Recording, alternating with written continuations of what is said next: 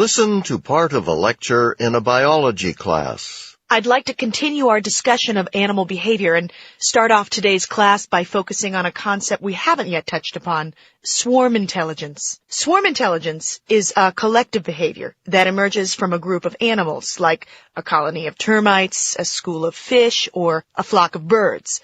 Let's first consider the principles behind swarm intelligence, and we'll use the ant as our model. Now, an ant on its own is not that smart. When you have a group of ants, however, there you have efficiency in action. You see, there's no leader running an ant colony. Each individual ant operates by instinctively following a simple set of rules when foraging for food. Rule number 1, deposit a chemical marker called a pheromone. And rule 2, follow the strongest pheromone path.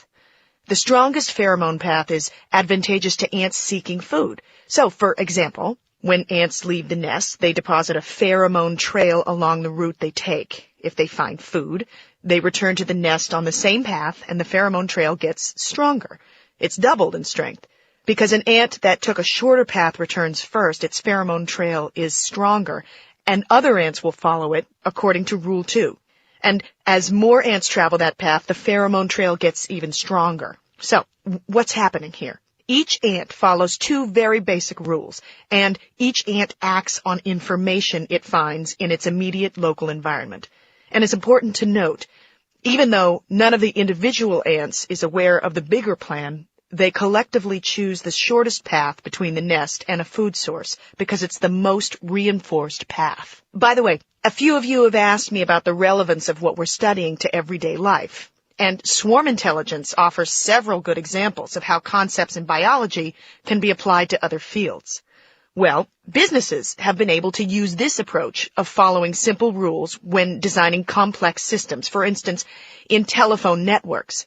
When a call is placed from one city to another, it has to connect through a number of nodes along the way. At each point, a decision has to be made. Which direction does the call go from here? Well, a computer program was developed to answer this question based on rules that are similar to the ones that ants use to find food. Remember, individual ants deposit pheromones, and they follow the path that is most reinforced. Now, in the phone network, a computer monitors the connection speed of each path and identifies the paths that are currently the fastest, the least crowded parts of the network. And this information converted into a numeric code is deposited at the network nodes. This reinforces the paths that are least crowded at the moment. The rule the telephone network follows is to always select the path that is most reinforced. So, similar to the ant's behavior, at each intermediate node, the call follows the path that is most reinforced. This leads to an outcome which is beneficial to the network as a whole, and calls get through faster. But getting back to animal behavior, another example of swarm intelligence is the way flocks of birds are able to fly together so cohesively. How do they coordinate their movements and know where they're supposed to be? Well, it basically boils down to 3 rules that each bird seems to follow. Rule 1, stay close to nearby birds. Rule 2, avoid collision with nearby birds. And Rule 3, move in the average speed and direction of nearby birds.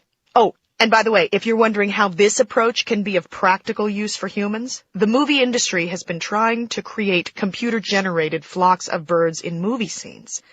The question was how to do it easily on a large scale. A researcher used these 3 rules in a computer graphics program, and it worked.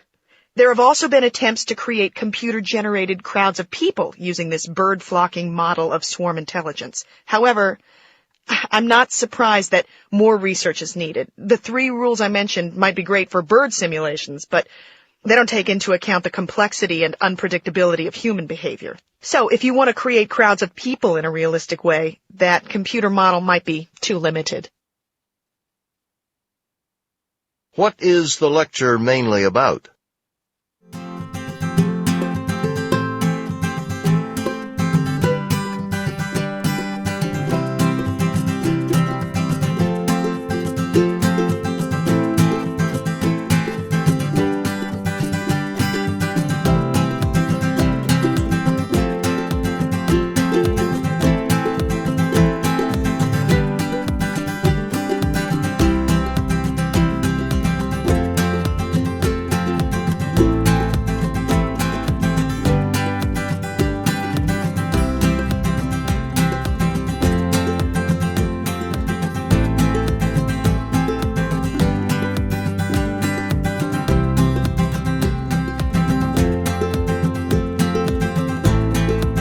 According to the professor, what behavior plays an important role in the way ants obtain food?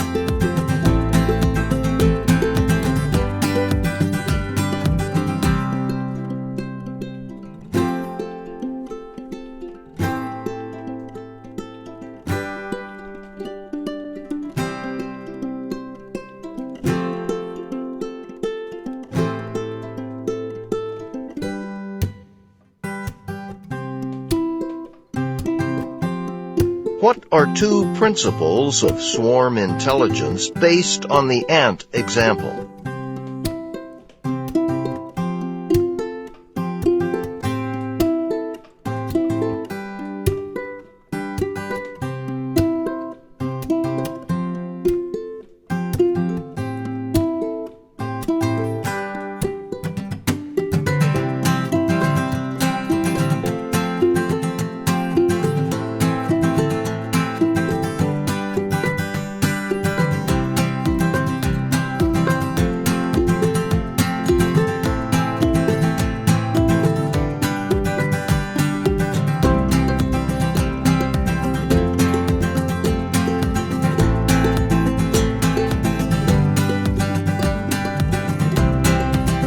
According to the professor, what path is followed by both telephone calls on a network and ants seeking food?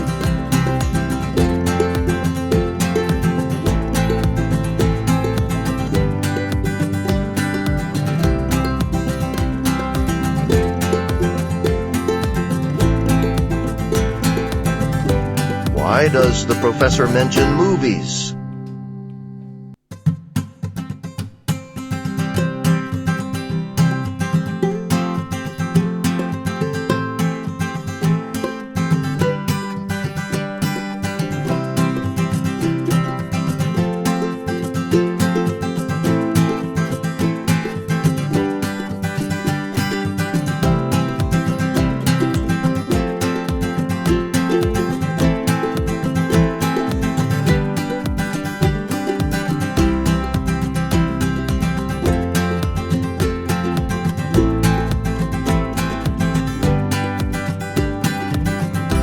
What is the professor's attitude about attempts to create computer-generated crowds of people?